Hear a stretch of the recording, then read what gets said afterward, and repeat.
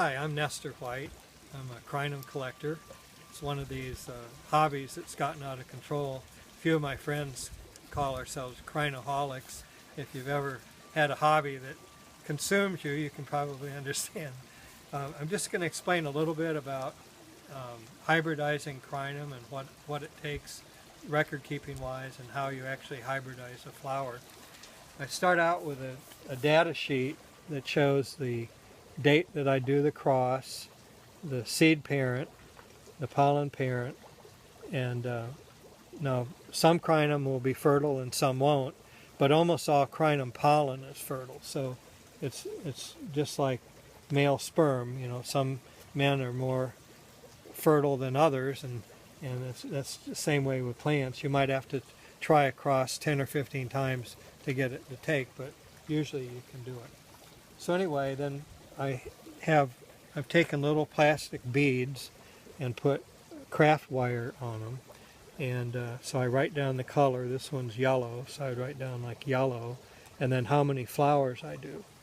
And so now I'm going to show you how I actually pollinate a flower. Okay. All right, this is my little toolkit here, and I've got different colored beads. So on one flower, like this particular flower, it's called Crinum Old City. Came from the city cemetery in Tallahassee, Florida. First thing I'm going to do is I'm going to strip off the pollen that's on there. And you want to do that, the flowers usually open at night, so morning or evening. If you strip the pollen off, you want to make sure no pollen gets on the female part of the flower. This is called the pistil.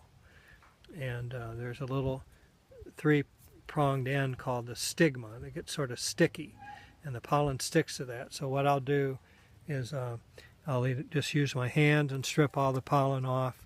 These are called the anthers, and these are the pollen sacs. You can see some pollens come off of my fingers. You want to make sure not to get any on the end. Or if I'm saving the pollen, I'll take an envelope, write the name of the plant, the date that I collect the pollen, and I'll use some tweezers and I'll pull those pollen sacs off and keep them. And then I freeze these so I can get to that pollen any time of the year from my frozen specimen.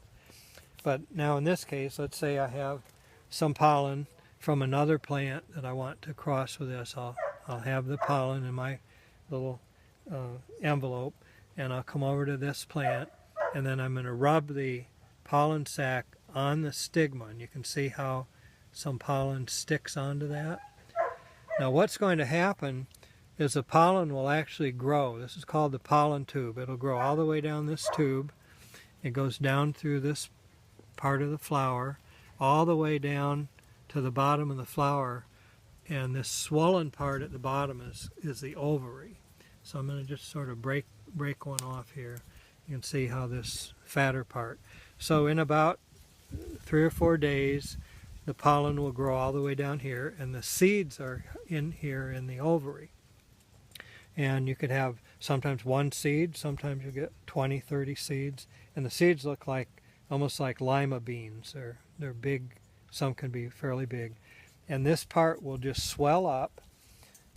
Sometimes the seed pods get about this big, and this part of the flower will just dry up and disappear. So you can see the pollen tube, how it's going down into the ovary. And so I'll take a bamboo stake, I'll stake this up. So this is called the scape of the flower, and this is the flower umbel. So I don't want the scape falling over and losing the seed somewhere, so I'll stake it up, and then every few days I'll check and see. Once the pod starts turning brown and ripe, I know the seeds are ready to harvest. Okay, so now once I've harvested the seeds, I'm going to write down here on my record keeping the parent that's making the seeds, like in this case African Queen, and then these are all the different pollens I've tried with that particular seed parent. And then I'll write the outcome, how many flowers I tried. Like here I used 1 flower, here I tried on 14 flowers.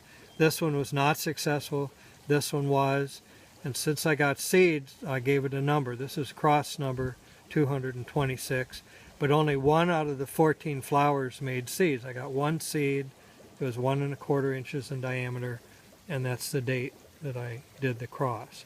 And then later I'll, depending on what seeds grow and survive, I'll write down how many survived and so on. Now these are crosses I've done just in the last five or 6 years. You can see hundreds and hundreds of, thousands of attempts, but hundreds. Seedlings that we've put into pots this year, these were from June. These were seeds that were done in June, and here it's late November. You can see the plants are already well on their way. I'll probably grow them in a pot for another year or two, and then they'll get transplanted into the ground. And it's done. I go into my other records and I write down where they're planted in the yard and what the size of the bulbs are and how tall they get, and once they bloom, when they bloom, how many, whether they're fertile or not, the size of the flowers, and how tall the scape is, how many buds on a scape. A crinum might take anywhere from 6 to 10 years to grow to a mature size, so that's why many nurseries don't sell crinum, because they're very labor intensive. And if you we'll maybe show a picture here of a big clump in the yard. There's a, maybe over here you can see several large clumps of crinum. Some have purple leaves and green leaves. Sometimes I've had a clump like that that's taken several hours just to dig out of the ground to separate the bulbs. Sometimes you can trench around the bulb and separate them, but crinum can, I've got some crinum bulbs that actually grow to 9 inches, 25 pounds for one bulb. So they're called the queen of the bulbs, and they're really spectacular, really spectacular plants to grow, and they're really underutilized in the landscapes. And how many hybrids do you have that you, from all of that work, then how many have you said these are good? I probably have about 400 hybrids that have survived to the stage, you know, where they're growing on their own. Over 20, you said how? 20? Well, I only started doing this in 2007, the hybridizing. 10 years or more to get enough plants before you can start selling them or give them a name. And it's definitely a young man's game. Hopefully I'll be around another 20 years and I can enjoy some of the fruits of my labor.